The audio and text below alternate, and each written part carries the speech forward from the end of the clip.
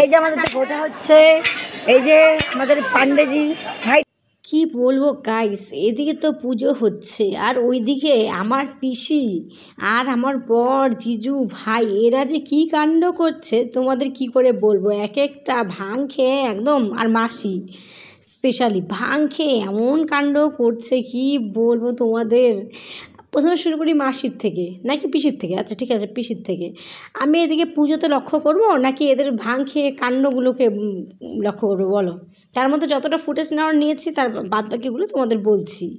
তো আজকে আমাদের বাড়িতে পুজো ছিল, বাৎসরিক পুজো, যেটা প্রতি বছর হয়, অনেক বছর আগের, মোটামুটি 60-70 বছর আগের পুজো আমাদের বাড়ির। তো যাই হোক, জানো পিসির দায়িত্ব ছিল মানে রান্নার। ভোগ তো অন্য সময় রান্না হয়ে গেছে, তো পিসির দায়িত্ব ছিল এমনি কিছু রান্নার। আর তারপর গিয়ে দেখি শুধু হাসে আর হাসে, হাসে আর হাসে। আমি তো ভাবলাম যে কী হয়েছে ব্যাপারটা, বুঝতে পারছি না। পরে দেখি একবার আমার বর বলে কি, পিসি তোমার খুন্তিটা আমাকে দাও, একবার জিজু বলে আমাকে দাও, আমি রান্না করবো, আমি রান্না করবো, মানে এই রকম অবস্থা করছিল। তারপরে বুঝলাম ও এইগুলো ভাং খেয়ে এইরকম করছে।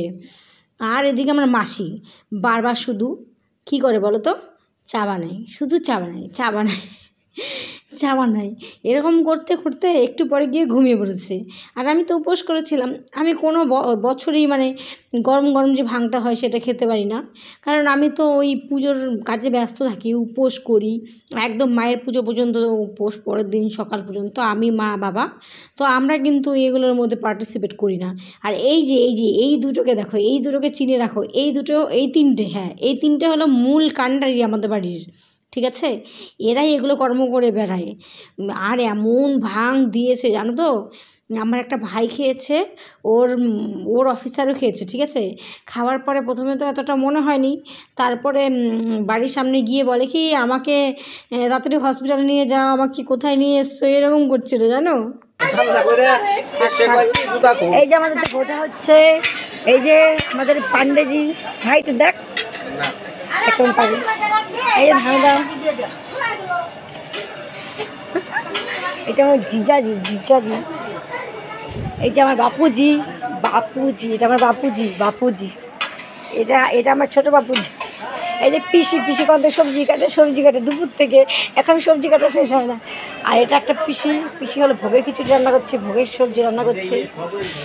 আর এদিকে সবাই, আর আমাদের তো ঠাকুরের দেখবে বাবার পুজো হয়েছে কি ভোলানাথ।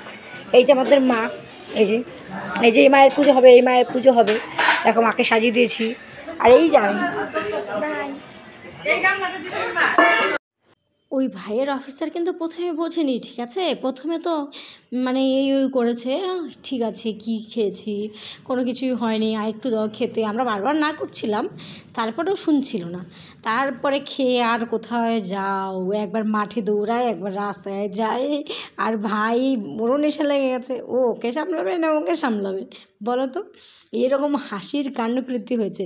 আরও অনেকের হয়েছে যারা আগের দিন মানে আজকে খেয়েছে, পরের দিন রাত্রে ঘুম থেকে উঠেছে, বুঝলে?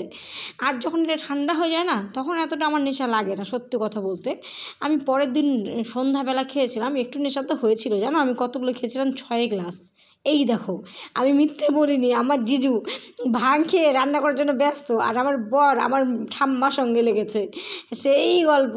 আর জিজু পিসিকে রান্না করতে দেয় না, আর পিসি কী করবে নিজেই বুঝতে পারছে না। আমি বলছি কি লবণ বেশি দিয়ে দিও না, লবণ বেশি দিয়ে দিও না, বাবাকে ডেকে নিয়ে এসেছি যে জানো বাবা এরা এগুলো খেয়েছে আর এখন করছে। আর বাবা বলে কি, যদি উল্টা পাল্টা কিছু হয় রান্না, তারপরে তো তোর মজাটা আমি বুঝাচ্ছি। বাবা শুধু এরকম বলছে, টেনশন করছে, কারণ এগুলো পরের দিন সবাই খাবে, খাবার যদি নষ্ট হয় হ্যাঁ তাহলে কী হবে? তো যাই হোক, যাতে মাতাল তাহলে ঠিক আমার পিসি, ঠিক আছে? এতে যাতে মাতাল হলে কি হবে, তাহলে কিন্তু ঠিক দারুণ রান্না করেছে। পরের দিন সবাই অনেক অনেক প্রশংসা করেছে যে দারুণ হয়েছে, দারুণ হয়েছে।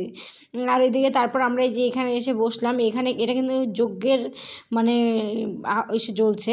তো পরের দিন আমরা রং ঠং খেলে নদীতে যাচ্ছি স্নান করে সবাই মিলে। আর আমাকে হনুমান মার্কা লাগছে, তাই না? ভিডিওটা কেমন লাগলো লাইক কমেন্ট শেয়ার করতে ভুলো না। বাই।